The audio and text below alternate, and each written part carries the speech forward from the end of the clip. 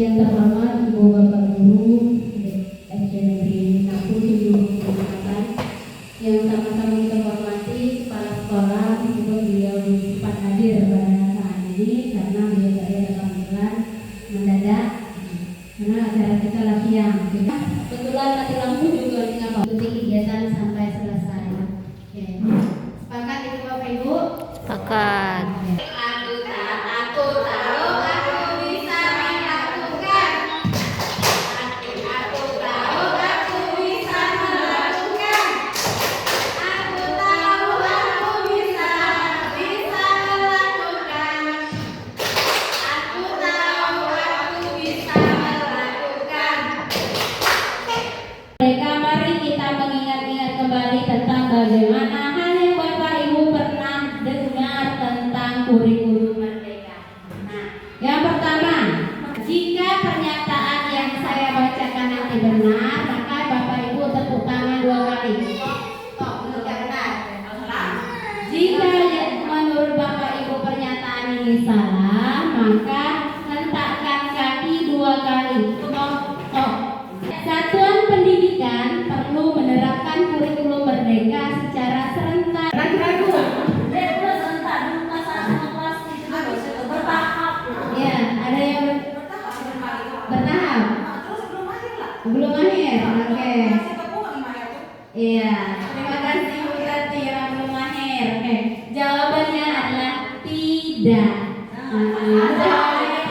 Kenapa tidak? Satuan pendidikan itu menerapkan sesuai dengan kebutuhan, bertahap atau serentak dan mengidentifikasi terhadap kesiapan sekolah tersebut. Pertanyaan kedua, menurut Permendikbud nomor 12 tahun 2024, kurikulum satuan pendidikan ditetapkan oleh Kepala Satuan Pendidikan. Yang benar siapa? Saya. Ya, nama. Yang menentukan itu satuan pendidikan. Yang menentukan kurikulum. Oke. Yang jawab tidak, siapa mau jawab? Iya Pak, kenapa Pak? Yang menetapkan kurikulum itu bukan kepala sekolah, Tapi seluruh stakeholder yang ada di lingkungan sekolah. Iya. Berikutnya pernyataan ketiga. Format kurikulum satuan pendidikan tidak perlu dibuat seragam. Iya. Tidak. Karena merdeka sekarang sesuai dengan keadaan lingkungan. Jadi kurikulum itu disesuaikan dengan karakteristik satuan pendidikan. Kemudian visi misinya berdasarkan tujuan.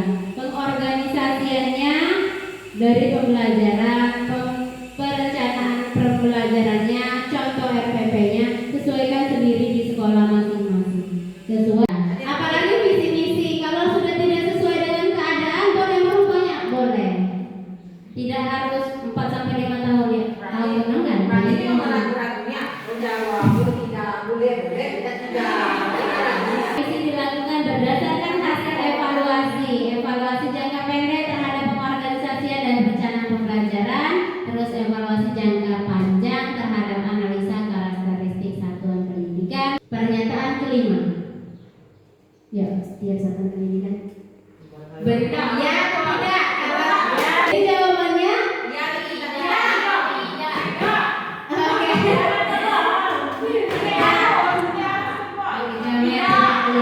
Modul tidak wajib buat sendiri dan tidak harus tebal. Cara buat modul itu ada 3, buat sendiri, copy paste, mengerjakan secara kelompok. Benar? Apa salah? Halo? Ada yang masih bingung?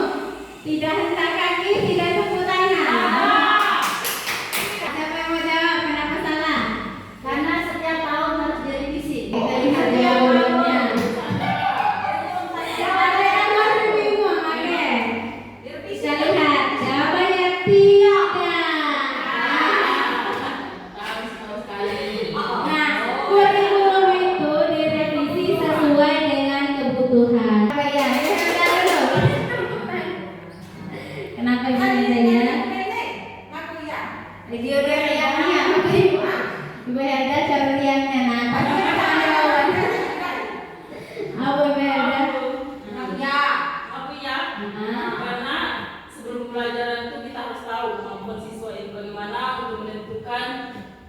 pembelajaran selanjutnya. Benar sekali. Karena dengan asesmen awal kita mengetahui karakteristik peserta didik. Oke, benar. Kenapa ya ada yang mau jawab? Ya itu kan rumah Ada yang jawab kok. Kamu yang PPG. PPG kan. Ayo, ada yang mau jawab?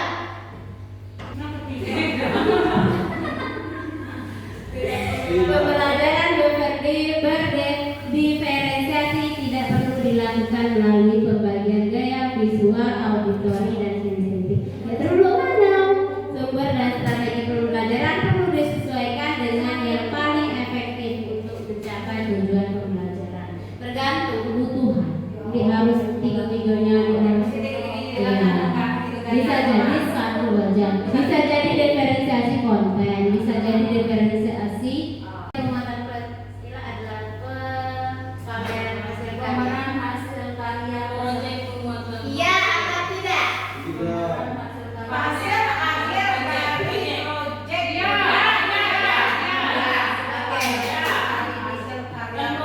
Ya. Kalau dia itu bukan karena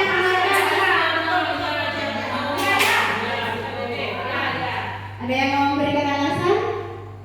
Kenapa iya atau kenapa tidak? Pak? Tidak. Tidak. Karena hasil daripada penguatan pembelajaran Pancasila itu tidak perlu ditanyakan. Oke, boleh juga. Kita lihat jawabannya adalah Tidak. tidak. Jadi hasil yang diharapkan dari proyek Pancasila itu adalah penguatan karakter. Nah, Permendikbud yang berubah itu Permendikbud nomor 12 tahun 2024 tentang kurikulum merdeka. Pembelajaran kita sudah mengambil dari Permendikbud nomor 12 tahun 2024.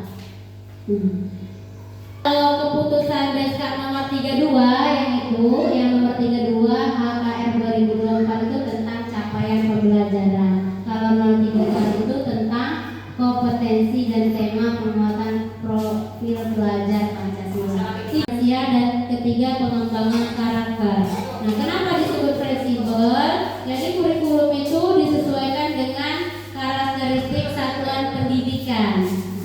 Terus yang kedua fokus pada muatan esensial itu lebih relevan dengan tantangan zaman ini, menyesuaikan dengan kebutuhan zaman. Nah, anak-anak itu sudah belajar ke situ. Dan pengembangan karakter, namanya ada P5. Di P5 itu kita mengembangkan karakter anak-anak. Kita ini tadi itu adalah masalah proses bukan hasil. Ya. Tapi kan kita itu punya tujuan. Ya. Tujuan itu kan mengarah kepada hasil. Ya. Jadi tujuan ini kemana? Apa ke karakter? Apa ke dalam skill? Ya. Nah, masing-masing walaupun bentuk karakter hasil. Jadi saya kurang sepakat sebenarnya yang tidak ini kan masalah apa tadi? Masalah tadi yang mesti karya. Ya. Memang harus karya. Nah itu. Jadi nampaknya arahnya itu lebih ke karakter. Itu Iya. tujuan apa tuh pusat peserta didik tadi kan kita pusat peserta didik kan. Jadi yang nampaknya itu yang lebih besar lebih dominan itu karena kepada apa itu objeknya itu bukan hasil karyanya. Oke, kita balikan lagi. Nah, kurikulum merdeka itu mengembangkan karakter, bukan fokus pada hasil. Makanya tadi sudah saya bilang, hasil itu mau berhasil alhamdulillah karena kita prosesnya bukan main, ngolah anak tuh. Ngolah anak tuh, bentuk karakter anak tuh susahnya luar biasa. Kalau berhasil berarti kita berhasil membentuk karakternya.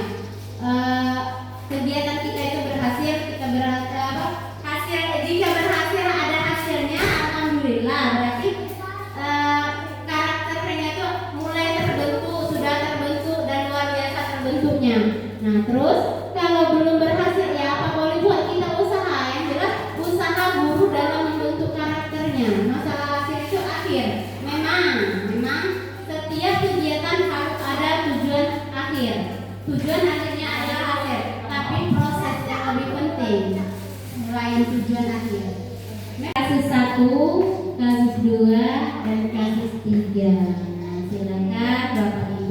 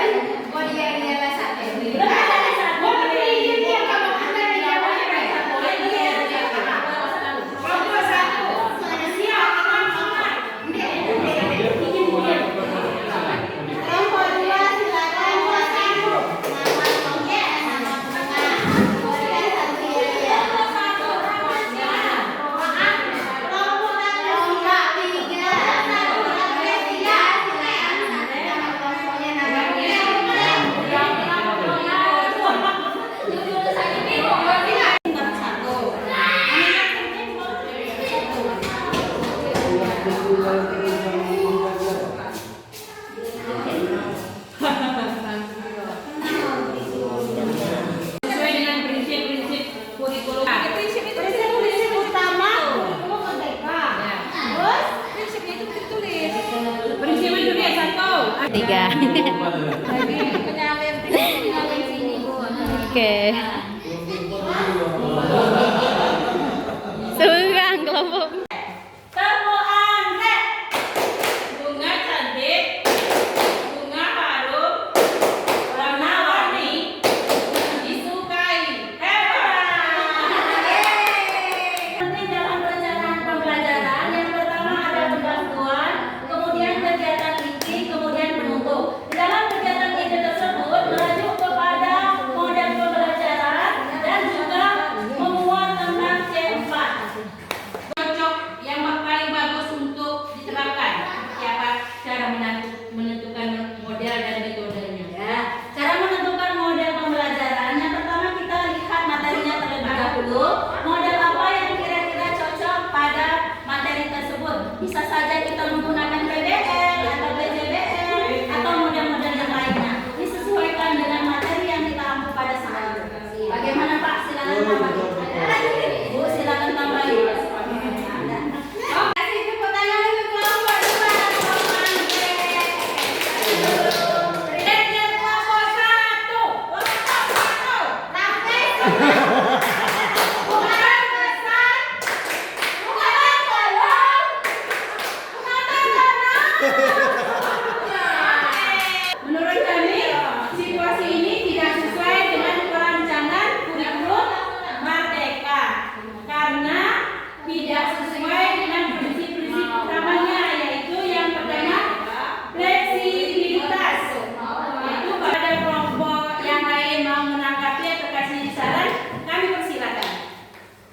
Sudah cukup bagus dan bisa diterima. Memang situasi yang di dalam kasus tersebut kurang cocok dilaksanakan pada satuan pendidikan. Mawar merah berduri menusuk awal ceria. Menurut kami adalah mengadakan penyuluhan kepada satuan pendidikan agar tidak membuang sampah sembarangan di lingkungan sekolah maupun di lingkungan rumah mereka, menyiapkan truk sampah di lingkungan sekolah, serta memanfaatkan sampah atau limbah menjadi sebuah karya. Tidak boleh belanja makanan yang berbungkus plastik. Jadi anak-anak harus membawa makanan yang memiliki wadah.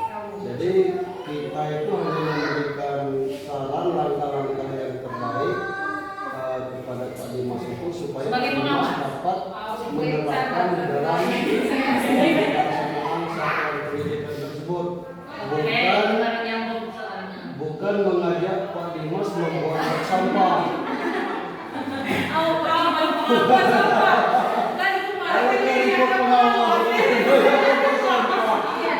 Itu terima kasih. Melati dan bunga mawar. Oke, presentasinya ada. Aplaus kita semua. 1, 2, 3 semuanya bagus. Nah, tetapi kita simpulkan bersama bahwa tiga kasus tersebut pernah kita alami, pernah kita dengar dan pernah kita rasakan. Nah, Kami kan pertama kami menanam di salad, kemudian ditanam dengan menggunakan daun. Nah, setelah 1 minggu ternyata mati semua. Terus direfleksi, kita ganti, kita habiskan daunnya, kita potong daunnya, kemudian kita tanam. Ternyata berhasil, kira-kira ini. Koreksi dari kegiatan. Sesuai dengan kegiatan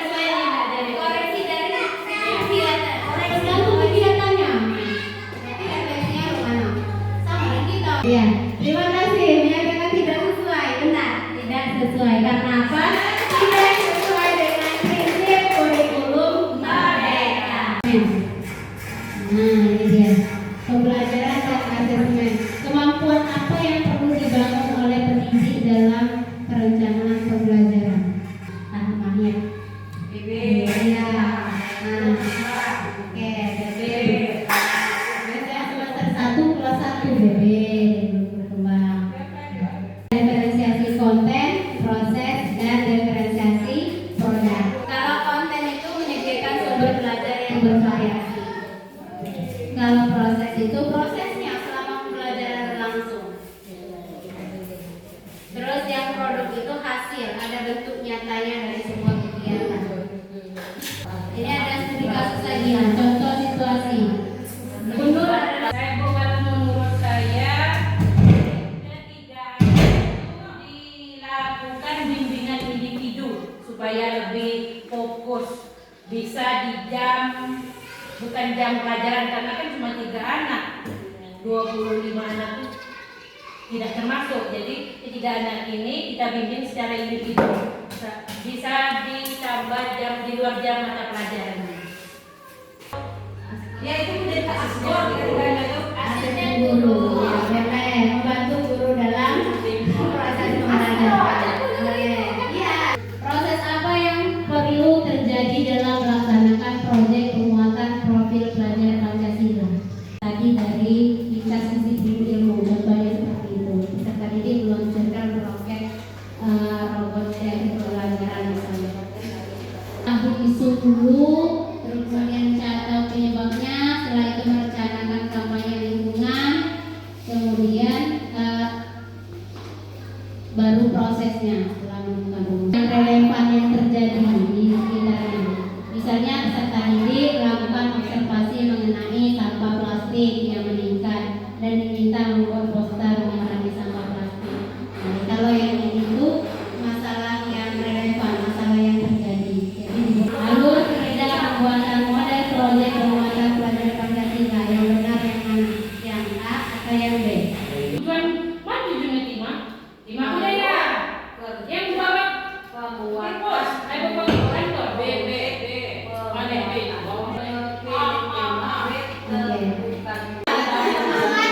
Ibu nih, anak Wanda tuh sekarang keluar. Nah, pengetahuan kita masih singkat.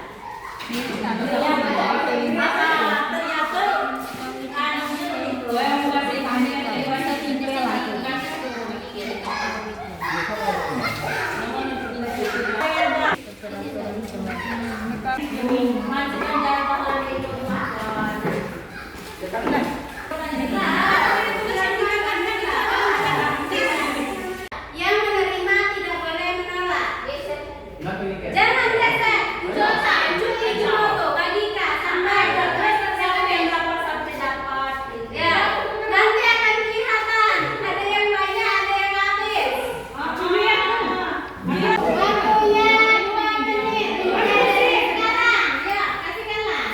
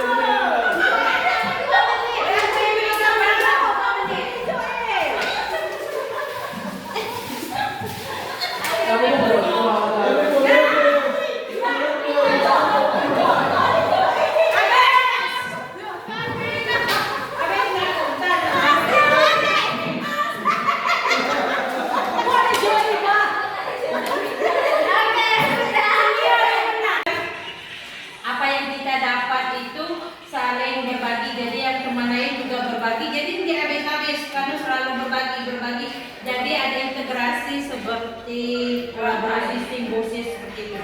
Jadi tidak habis ilmu itu tuh berbagilah, jangan tidak mau berbagi, ya, karena semakin kita berbagi semakin bertambah wawasan kita. Oke, terima kasih.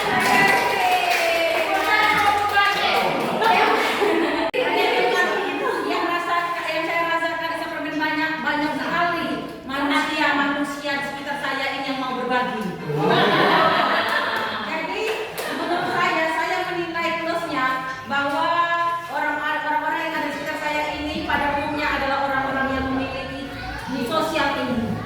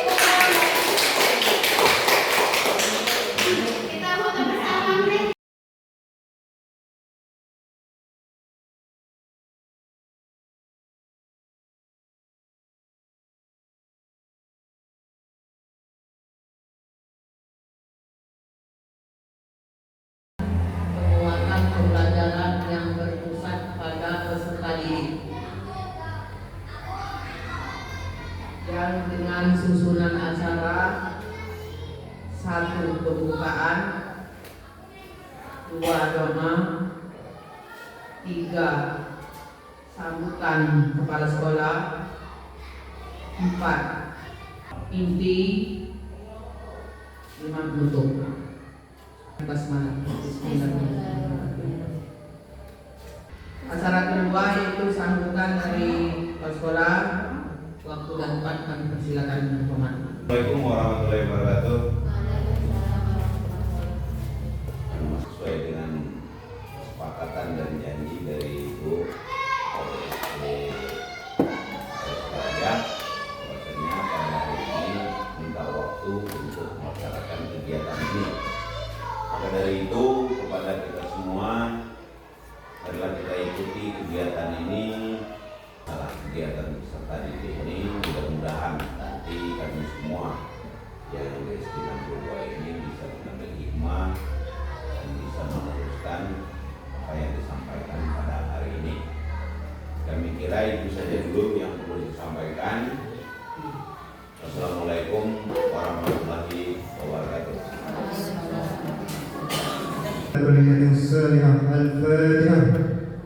وعزك عما يصفون السلام على المرسلين والحمد لله رب العالمين. Assalamualaikum warahmatullahi wabarakatuh. Sambil berjalan aja perbaiki ya Pak di Allah. Dan kita punya waktu cuma dikit. Saya hari ini alhamdulillah sempat hadir di sini dalam acara penghibasan. Alhamdulillah, puji dan syukur kita ucapkan kepada Tuhan kita Allah Subhanahu wa taala dengan mengucap alhamdulillah, di mana kita masih diberinya kesehatan, kesempatan, kekuatan.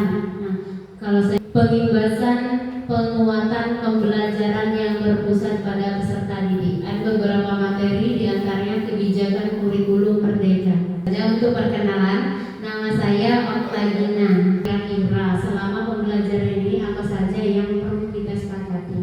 Kita belajar. Sudah menggunakan kurikulum merdeka? Ya, alhamdulillah merdeka. Kita akan bermain memilih pernyataan yang benar. Jika benar, Bapak Ibu boleh tepuk tangan 2 kali. Tok, tok. Ya, jika benar pernyataannya. Jika pernyataan nanti salah, Bapak Ibu boleh mengetukkan kakinya ke lantai 2 kali. Tok, tok. Apakah ini benar? 1, 2, 3. Aku kaki. Oke, kita lihat jawabannya. Jawabannya tidak. Ya kamu tentu mahir kan kita. Inilah bacanya. Oke, satuan pendidikan itu menerapkan sesuai dengan kesiapan, bertahap dan serentak dan mengidentifikasikan tahap kesiapannya. Siap? Siap. 1, 2, 3. Aku tahu aku bisa melakukan. Aku tahu aku bisa melakukan. Aku tahu aku bisa melakukan. Aku tahu aku bisa melakukan. Oke, terima kasih. Terima kasih Bapak Ibu. Oke. Jadi kalau aku tahu aku bisa. Nah, kalau aku bisa, aku harus melakukan. Tidak ada kata untuk tidak bisa melakukan kalau aku sudah bisa. Oke. Menjelaskan. Ada di kecil di situ boleh. Ayam protokol, ayam cerdas protokol, yang rajin protokol,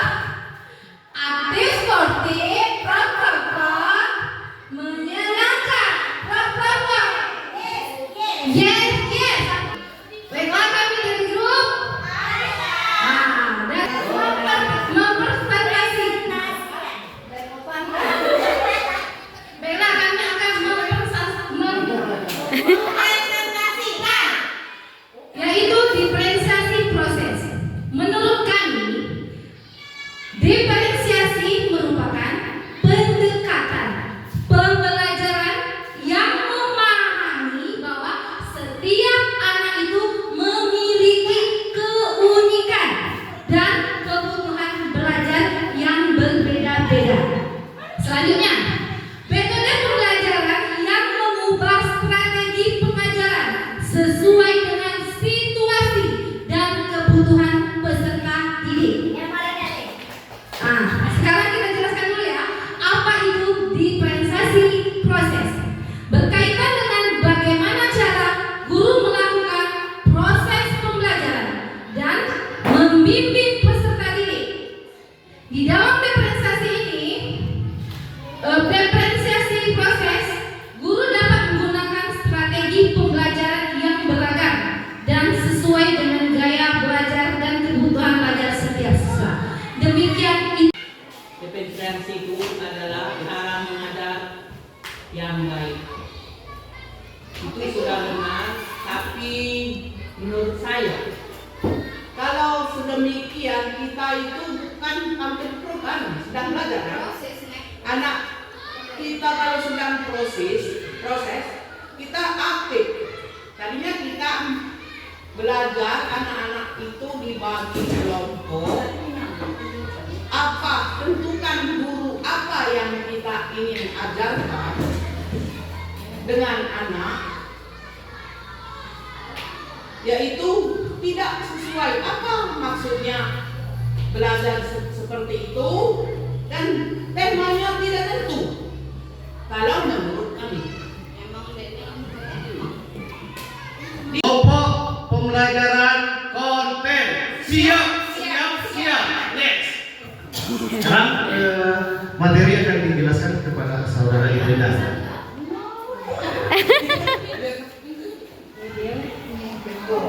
baiklah, langsung saja. Di sini kelompok pembelajaran konten. Menurut kelompok kami, pembelajaran berdiferensiasi yaitu jenis pembelajaran yang mempertimbangkan kebutuhan dan karakteristik peserta didik. Kemudian pembelajaran berdiferensiasi konten adalah metode pembelajaran yang mengikuti kebutuhan minat dan bakat peserta didik yang berbeda. Jadi, dilihat dari isi dari video yang telah dilihat, maka dapat kami simpulkan bahwa sebelum memulai pembelajaran kita pertama-tama melihat karakter atau kebutuhan masing-masing siswa. Ya, kenal. Sekarang apa yang kamu ketahui?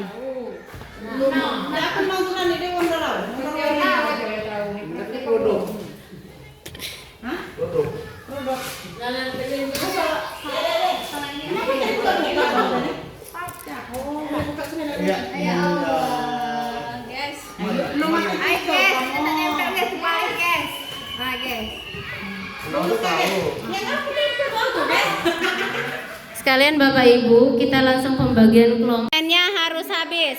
Sudah di kiri semua permennya? Oke, kasihkan kepada temannya sehingga permennya habis. Tangannya le ini. Tangannya tetap seperti tangannya tetap seperti ini. Jangan diambur.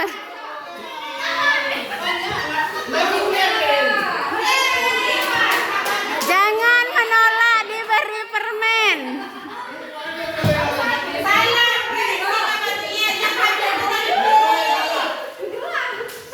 Ibu bergerak, Ibu.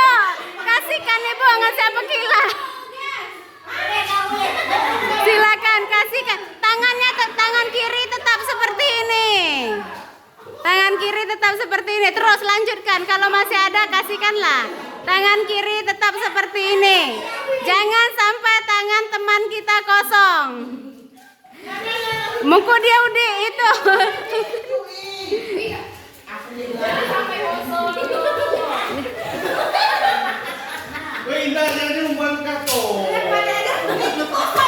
Oke, sudah.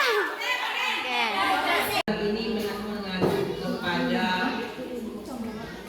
berbagi. Iya. Berbagi. Gotong royong, berbagi. Boleh dikatakan belajar matematika, boleh belajarkan dengan PKN dan kepada teman-teman yang sudah sama-sama punya. Sehingga saya nilai pembelajaran ini menuju ke kalau matematika pembagian. Dari permainan ini kita ambil pembelajaran yaitu seperti ini seperti Ibu Oktagina ini dapat pembelajaran itu dikembangkan lagi, berbagi lagi ke semua guru. Terima kasih, sehingga dapat jelas.